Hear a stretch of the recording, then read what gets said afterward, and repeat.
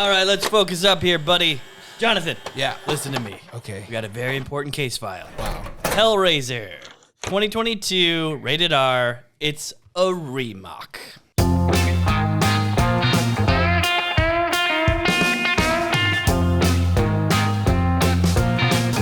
Now, I see you got like a lot of notes there. Do you want to begin or do you want me to begin? Well, here's the thing. I heard from a little birdie that my partner, the turtleneck king of Minnesota, Jared, wants me to start pulling my own weight. The first thing you did was pull down your pants. And I told him my muscles aren't big enough for that. It's so disgusting. So who are our suspects here? You know what? I couldn't tell you.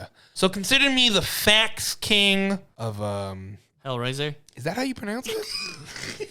All right, I'm not going to take you off track anymore. Oh, I'm so just this here is to observe. Thank you. Really quick in the audience, Oh, sure. Jared hates body horror. Ugh. It is his least favorite type of film in any genre, even though you're only going to find it in horror and rom-coms. I'm going to open up with a case file. I'm going to take a look right here at the alibi. This is what Hellraiser 2022 is about. A take on Clive Barker's 1987 horror classic where a young woman struggling with addiction comes into the possession of an ancient puzzle box. All right. Well, she is unaware that its purpose is to summon Cenobites. Are you familiar with Cenobites? I am. Okay, do you have the definition? What is a Cenobite? It's somebody that used to be a human transformed to this masochistic demon. Ugh, see, that's where my problem starts with, like, you know, those they put hooks in you and they like nippies. lift you up. Yeah, by that's how I know chains. your sex life is dull. And then I'm gonna go into the suspects, starting with the producer, 24/7 Hub, Phantom 4 Films, and Spyglass Media Group. Oh, Spyglass Media Group. Okay. Yeah, and the distributor? It doesn't matter, but is it New World Pictures? No, that's not what I have. I have Hulu. I wish I was dead. So this is based on Clive Barker's characters. He did the story for this, though. It's like John Carpenter. Yes. And I said it before on the show, and I'm going to say it again. He goes, I don't care what they do with Halloween. I just hold my hand out, and I wait for a check. I love it. It's a businessman at heart, people. So Clive Barker, that's a pretty prominent name, though, in horror, right? Yeah, well, Clive Barker, I looked him up. So he is just a writer-producer for, of course, Hellraiser. Why are you looking at me that Is way? he? Yeah. Nightbreed, that came out in 1990. Yeah. And Candyman. Candyman's not a good movie. I'd rather watch a movie about how Candyman lost his hand, got the hook, became Candyman, and then haunted the people that did that to him, because it would be like in the Civil War times, because he was a slave. Way more interesting. That's way more interesting. And he was killed by bees or something? And he's like just up Confederate people and slave owners and you know? Yeah. That's cool. And then they had the new Candyman that came out, and I was like, oh, and I was just as disappointed, and I said, keep going, I took you off track. That's Clive Barker, and he did do Lord of Illusion. Oh, he did? Lord of Illusion, That's yeah. cool. So he became sort of this presenter of movies. It's like Clive Barker's Hellraiser. Yeah. Clive Barker, Nightbreed. Yep. Also, did you see the writers, how many writers they have for No, this movie? I did not look up a single thing about this movie. So we got Ben Collins and Luke Piotrowski. So Ben Collins wrote 12 projects. 4 of them are feature films. And he has worked with David Bruckner, the director of this movie, on The Night House. Did you see The Night House? Is that the one we watched here? The one where the chick's like, hey, where's my husband? And the husband dies, and then she's like, Yeah. goes across the lake. And it was like a mirror image of her previous, or her life, essentially. Yeah, I thought the build-up for Night House was good. Climax and the ending. Third act. It was weak. Just went off the rails. Because it keeps you ready. You're like, what's going on? Yeah, Then you find out what's going on, and you're like, oh, okay. Yeah. Yeah, kind of a bummer. Supernatural, but not a very interesting supernatural yeah, and it's just twist. like, this is a cool idea, and that creepy stuff is creepy. And you know me, for me, the scariest stuff is imposters. Yes. You know, I love Invasion of the Body Snatchers. Imposters to me is scary. Have you seen the? Oh yeah, you did see The Outsider, right? With the Stephen King. Yeah, but that's adapted another one where it's novel. like, ooh, this is really interesting and fun. And then again, Third climax, act. here's what's going on. It's kind of like, oh, Yeah. I wouldn't have ended it like that. Hey, is your phone ringing? Yeah, why? Hello? Hey, Jonathan, it's Jared. Sorry I'm running late. Don't worry, Who's on the phone, Jonathan? Jared, you Who is know it? Jared. Who is it? Somebody's here. Me. Oh my. hell, who's this? Stop, don't move. Hey, everybody, calm down. Nah, man. Listen. Okay, we're gonna do a test here. Okay. Ask me something, Jonathan, that you know only I would know the answer to. And whoever just walked in is obviously an imposter and not the real Jared. Do not listen to him. Trust me. I've never seen this guy before in my life. Oh, yeah? Well, I've seen you every time I look in the mirror. You know what? You guys shut the up. Here's what we're going to do. All right, Jonathan, you come on. Ask me anything you know I know the answer to. Both of you kiss right now. French it up. I'm game. Right I'll now. totally do it That's right now. right. I don't know. Kiss that guy right now, I'm not man. going to kiss him. I'm not.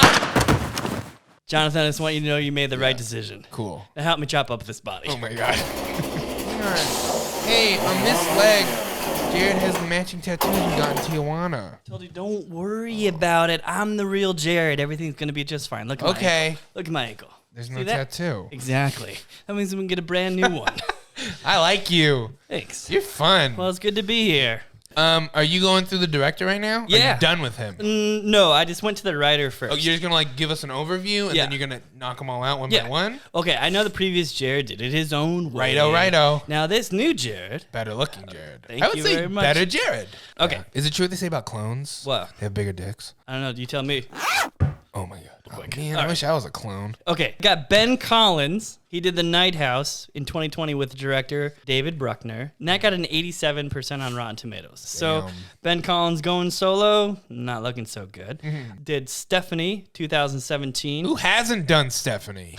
That's a good Are you talking about the girl in Counting? No. I'm talking about the movie. Go ahead. Seriously, I have not done Stephanie. She's done everybody in the fucking precinct. She don't even look at me, man. And I don't know what the problem is. Are you kidding me?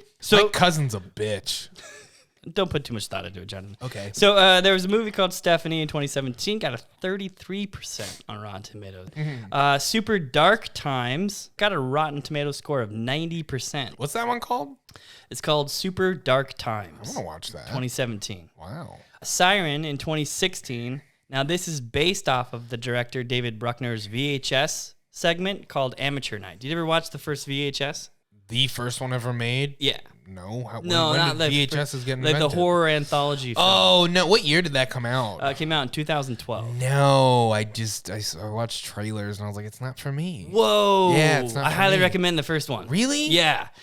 His segment was pretty creepy and was actually made into a feature film called Siren, came out in 2016, and it was written by Ben Collins. Now, Ben Collins has a co-writer named Luke Piatsky, and so this will be their second time working with the director. Cool. Including this one, Hellraiser. Believe it or not, there was a third writer on this. David S. Goyer wrote on this movie. Do you know what he's done? No. That name doesn't ring a bell. David S. Goyer? Yep. He wrote Puppet Masters in 1994. The Crow, City of Angels. Oh. That was the sequel in 1996. Yeah. The Blade trilogy.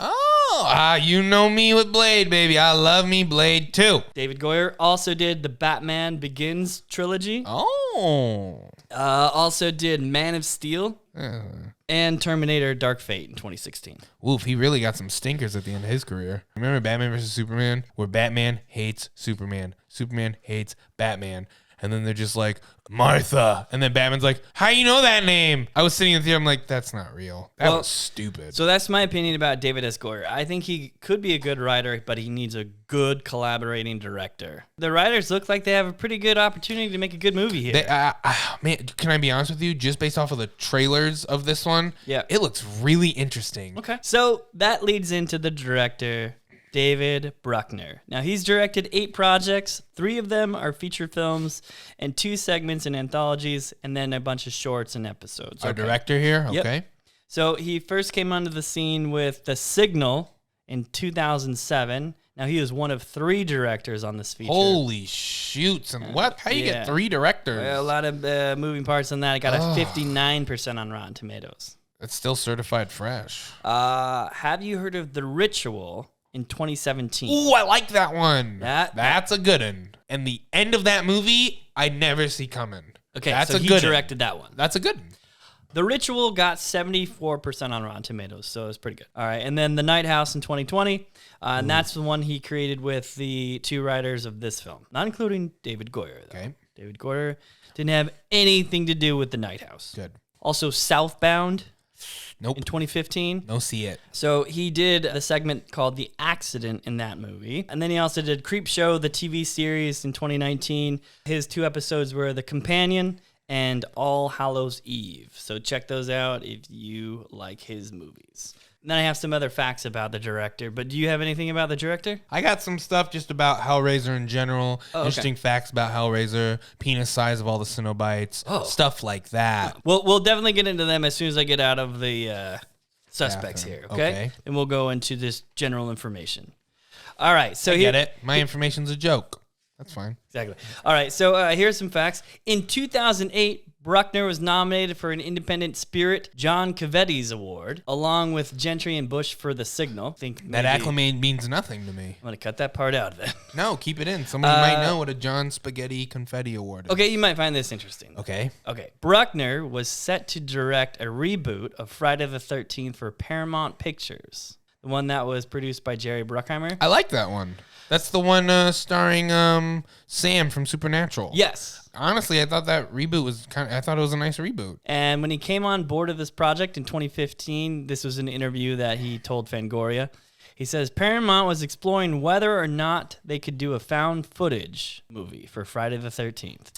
I think a found footage movie with Friday the 13th is stupid. Yeah. I feel like Friday the 13th is a formula. Yeah. Well, this is what he wanted to do. Essentially, he said the story would take place in the 80s. My take on it would be I wanted to do a Dazed and Confused meets Jason Voorhees in a real, genuine last day of school, in quotes, and coming of age story.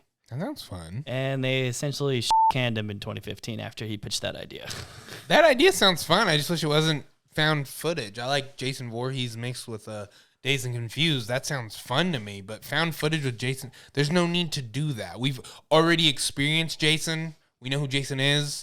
People like getting the stuff. So, here's something that bothers me about this situation right now we're dealing with. So, cinematographer Eli Bourne has shot 49 projects, mostly are short films. Okay. 2 features, and has never worked with the director before. I feel like Why the does that director bother and you? cinematographer really need to be In sync. Yeah. Interesting. And have worked before. Okay. However, so just to run through Eli Bourne real quick. So he's only done 2 feature films. One called Babysitter in 2015, got a 60% Rotten Tomatoes score. Is that a horror comedy? No, it's not that one. I looked it up. The Babysitter? Yeah, something like that.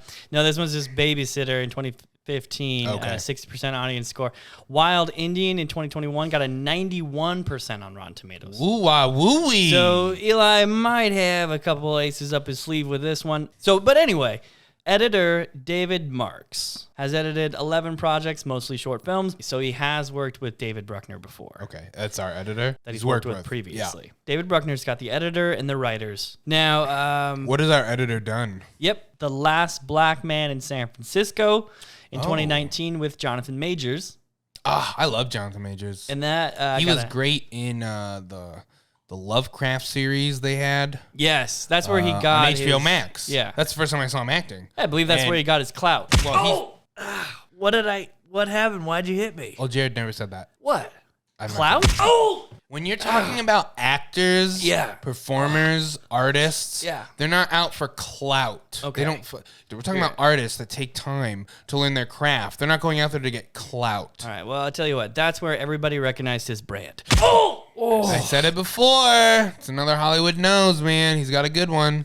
I would like to watch Jonathan Majors' nose and Adrian Brody's nose just fucking go 10 rounds. Boom, Oh, boom, speaking boom, of boom. 10 rounds, I heard Jonathan Majors is going to be in the Creed 3rd movie. Yeah, that's basically all I got right there. So you think with the suspects that we actually got something here? Yeah, I don't know visually if it's going to be good. Ooh, and that's because of the cinematographer. Yeah, and Interesting. the Hellraiser is real dependent upon visuals, right? Visual effects. Yes, it is. But I mean, Hellraiser, huge difference. I would actually say Hellraiser is a huge difference from almost any of the horror icons from the 80s. It's not just this, I'm going to come in here and slash you up and kill you. No, man, it's this whole thing, you know? It's every time he's talking, it's an anticipation. I don't know if we mentioned it, but Clive Barker, when he was doing a movie back in the 80s called Underworld, not the vampire one with the hot chick, but the other one, and he came up with this idea, like a character with syringes out of his head. Yeah, Clive Barker, he wrote a novel called The Hellbound Heart.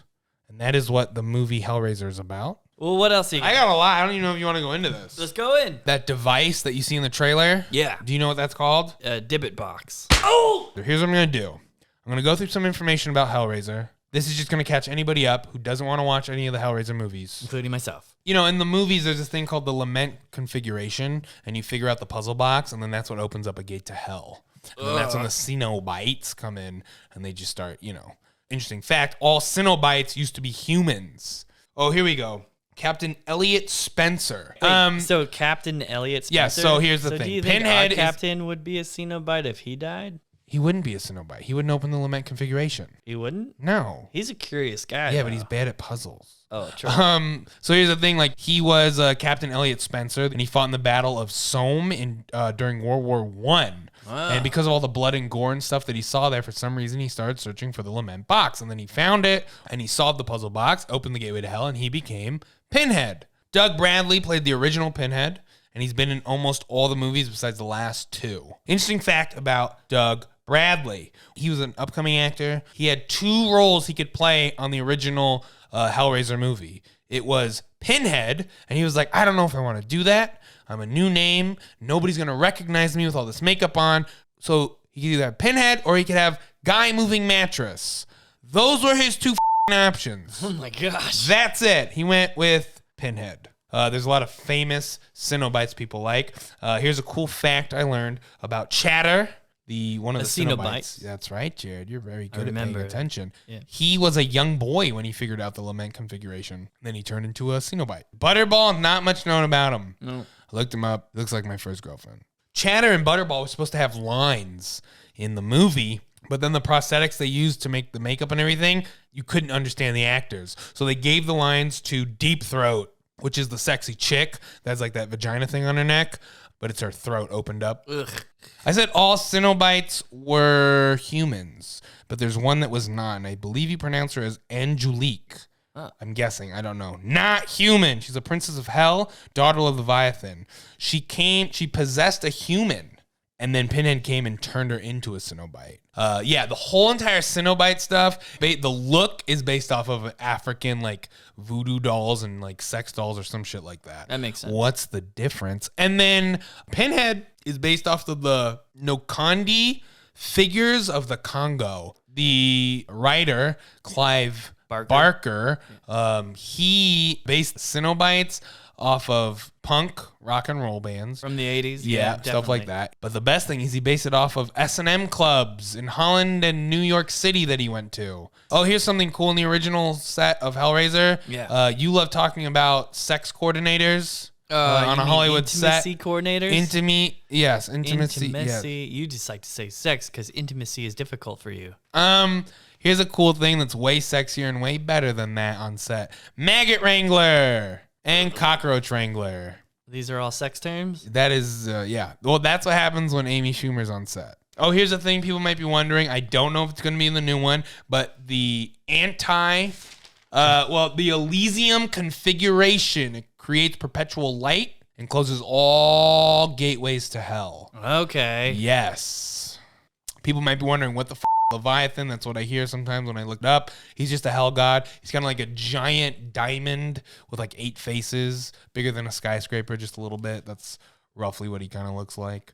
The original Hellraiser and a lot, I think the second one, I think a couple of them were released by New World Pictures. It was created by Roger Corman. Do you like Roger Corman, Jared? That I do. He's done movies like Jared's favorite movie, the 1989 The Punisher. Jared loves that movie. That's all he talks about. He's also done movies like Woman in Cages, The Big Birdcage. Would you like to know what those 3 movies have in common? Sure. All of the covers are women in cages. It's kind of hot. It's just kind of like a little sexy film you'd watch if your wife's out of town. But he's also done one of my favorite movies, which is Humanoids from the Deep. Have you seen that? No. That's a good one. He distributed that, and I really like that movie. And then he sold New World Pictures. And so then what he do the next day, he just started a new distributing company and just kept rolling. He did that like 3 times. He's like, doesn't bother me. Happy. I just watching him talk, and I'm like, this dude's hung. How many Hellraiser movies are there, Jared? 11, including this one. This Boom, you nailed it, baby. Did you look that up? Fuck you. And then Hellraiser Revelation in 2011. I believe that's the one Doug Bradley was not partaking in. And he said he read the script and he just did not agree what was going on with Pinhead. He says, I'm not going to do it. Good for him. Make it yourself. If you guys are looking for more information on Hellraiser, you can watch Leviathan, the story of the making of Hellraiser 1 and Hellraiser 2. I thought my notes would be better. No, those are good. I just rattled them off. Who fucking cares? Really? You don't think they're going to You're looking at me like I wasted my time with my notes. No, actually, it was very interesting. Okay, so Patsy's. I have 2 of them. That's it? We got Odessa Azion. She's acted in 23 projects so far. Worst rated was Super Cool that came out in 2021 at 40% on Rotten Tomatoes. And her highest was Am I Okay? Came out in 2022 at 79% on Rotten Tomatoes.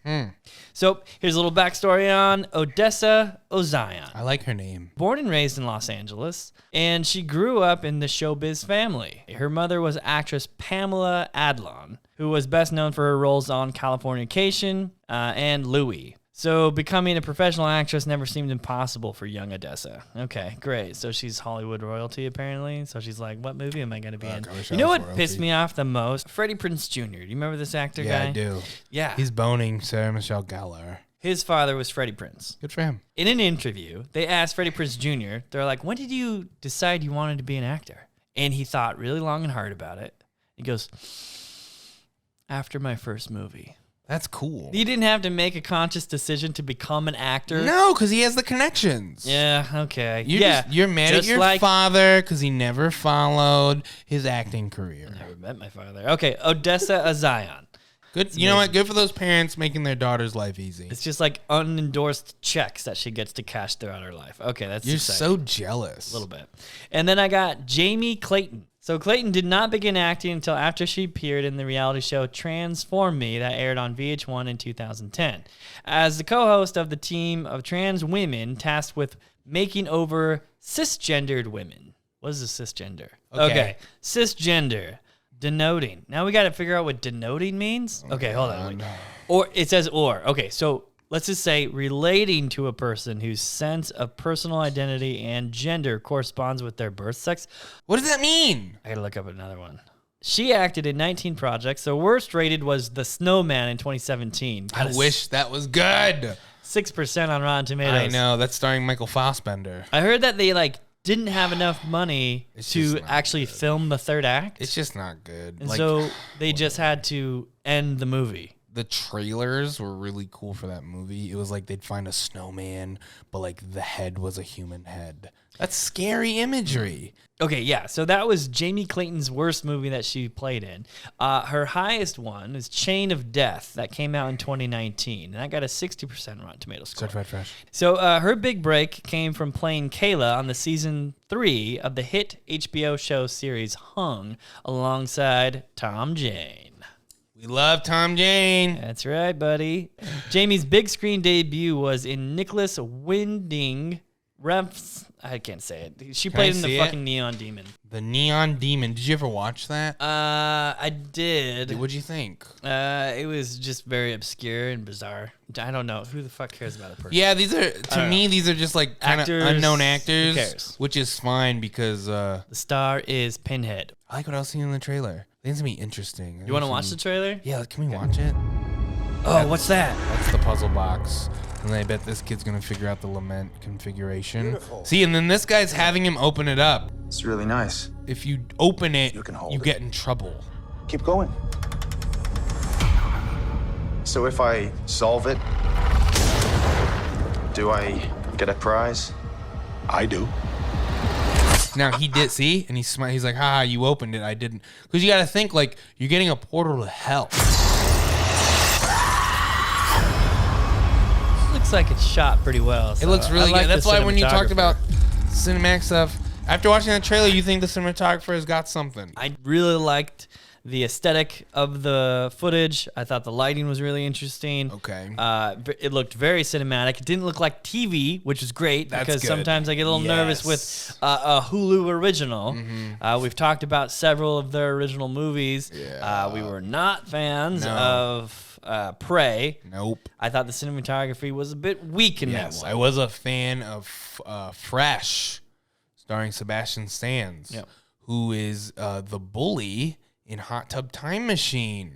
I didn't know that. Well, I'm excited for this. Also, Hulu can definitely use this franchise as an ongoing series. Let me ask you a question. Do you think they're going to have as much practical effects in this one, or do you think it's going to be more CGI? Ah, boo. Nobody does practical effects anymore. Why not? Practical effects? Because they're unpredictable. Really? Yeah, Pinhead. Wow. I'm surprised that they didn't just like CGI the needles all over. CGI, it's just always going to be getting better, so then it's going to look worse. I just got this feeling there's going to be people that don't really care for Hellraiser, but they're going to see like, oh, the gender swap, and they're going to be mad. Oh, I don't mind about that at all. Neither do I, especially because it's like, They shouldn't really have a gender that man. Exactly. Yeah. It's just like, nah, dude, they put hooks through their.